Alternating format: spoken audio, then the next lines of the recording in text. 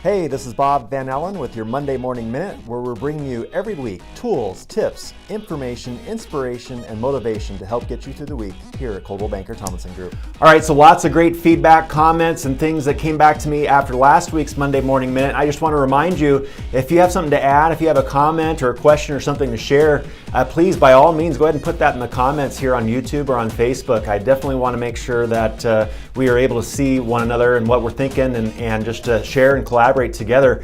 Lots of great feedback after last week. We're talking about the home inspection contingency, and I want to just do a follow-on this week to that. I had several of you ask me, well, Bob, what happens when a seller responds to a buyer's inspection repair requests? Can't you go back and forth? Can't you counter, isn't there a counter process?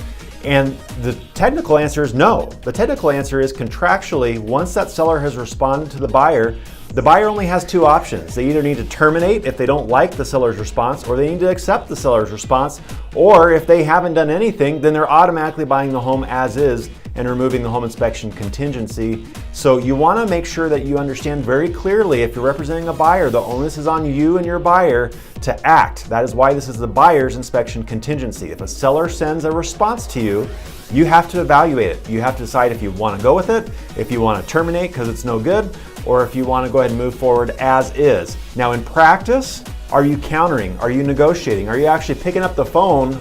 Crazy, I know, right? And maybe talking to the listing agent to try to see what you can work out. Sure, absolutely. You absolutely should be trying to work a deal, but just understand that clock is ticking, and at the end of that 3 business days or whatever it is in your contract that the buyer has to respond to the seller's response, you want to make sure that you know very clearly where you're at in the contract. And if you haven't otherwise agreed in writing, your buyer is buying the home as is. So you need to be very aware of that. Make sure you're paying attention to those deadlines and make sure you very clearly understand how this inspection contingency works. Thanks so much for watching. Have a great week. We'll see you soon.